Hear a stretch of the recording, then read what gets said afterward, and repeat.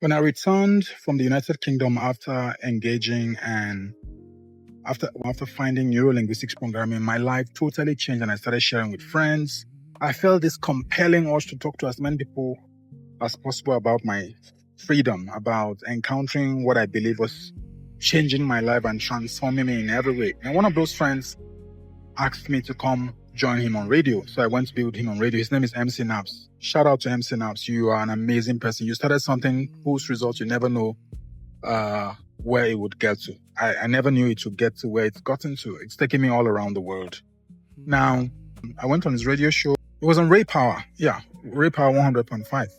And soon afterwards, he suggested I go on another program. And after that program, I got so many people saying, why are you not on radio?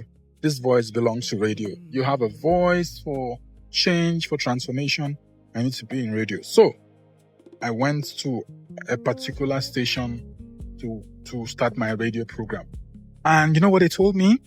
They told me that I was not trained for radio. Not because the idea was weak that I had, not because the program had no value, not because the work that I was trying to do did not have a proper audience, but because they said I had not studied mass communication. I had not studied radio.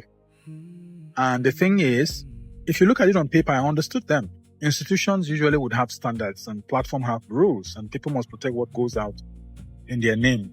But again, for me, there was another truth. The work they wanted to put on air was not just information. It had come through my life. It was my pain, it was my questions, my mistakes, my healing, my study of human behavior, my conversations with people. It was my life, my years of standing before rooms and listening to what people were not saying. So when Peace 90.5 said the program could come on air, but I would not be allowed to host it, something in me just stopped. I paused. Because, see, the work could not enter the studio, but they said that my voice would not be allowed to enter with it. And sometimes that is where the real test begins. Not when people reject you completely, but when they accept your gift and ask you to leave your voice outside. Many people lose themselves at that gate, the gate of authority, the gate of qualification, the gate of institutional approval, the gate of who trained you, the gate of gave you permission, that gate of you are not good, that gate of you are good, but not good enough to carry your own work. And if you're not careful, what happens is you begin to shrink. You start explaining, then explaining the explanation, then bringing evidence that nobody asked you for, then apologizing for believing in the thing God and life had been shaping inside of you. You see, sometimes I tell people that it's not like they are lacking some ability. You are facing a gate, and that gate is asking, will you abandon your voice because you want success? Will you accept less because you are afraid that the opportunity will disappear? Will you enter the room at the cost of the very thing you are sent to carry? For me, I had a voice. I could have said, at least the program is on radio. Let me just manage. Maybe later, they will allow me. Half bread is better than none, like many people would say.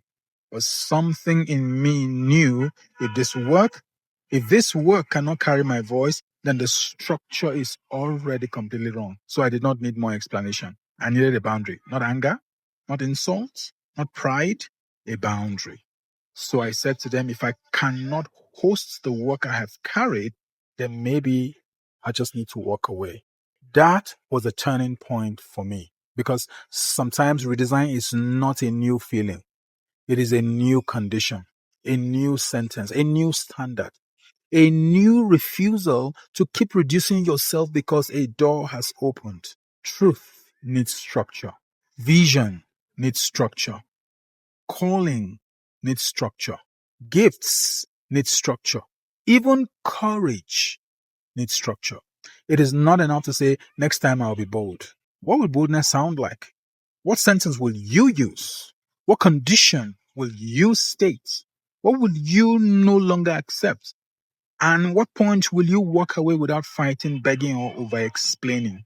For me, the old response could have been, please, let me just prove myself. The new structure became, I respect your platform, but I also understand what this work requires. The old response could have been, I don't want them to think I'm proud.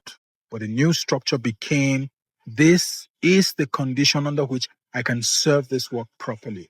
The old response could have been, let me accept anything so I don't lose the opportunity. But for me, the new structure, it became, not every opportunity can carry the future I am building. And that is what behavioral architecture teaches us. The issue is not only the visible behavior, the issue is the design underneath the behavior. What opened the gates? What did your body feel? What old shame entered? What did you begin to fear losing? What did you almost surrender just to be accepted? Some of you are not stuck because you have no talent. You are stuck because every single time authority questions you, you abandon your structure. You become smaller. You speak softer. You over-explain. You accept less. You call it, I'm being humble, humility. But sometimes it's fear wearing good manners. Humility is not self-erasure. Respect is not self-abandonment. Opportunity is not always alignment. And access is not always approval from God. Sometimes the door is open, but the terms are wrong. You see, that radio moment taught me something that I still carry today. You cannot build an authentic platform while repeatedly surrendering the voice the platform was created to carry. There are times to learn, there are times to submit to expertise, and there are times to recognize you are not ready. But there are also times when you are not qualified is not the final truth. It is only a gate. And a gate must not become your identity. So today ask yourself, where am I still explaining when I should be stating the structure? Where am I accepting less because I'm afraid the whole opportunity will disappear? Where have I allowed somebody else's gate to become the final measurement of my voice? Where is my work entering the room while my voice is left outside? Do not only decide differently, design differently, because when pressure returns, good intentions may disappear, but a clear structure can be standing. They said I was not trained for radio. And maybe they were right about the certificate, but they were wrong about the voice. I want you, as you listen to me today, to drop something in the comments. Drop the word structure if this conversation helps you to see the gates before the pattern. My name is Innocent Usa. Thank you.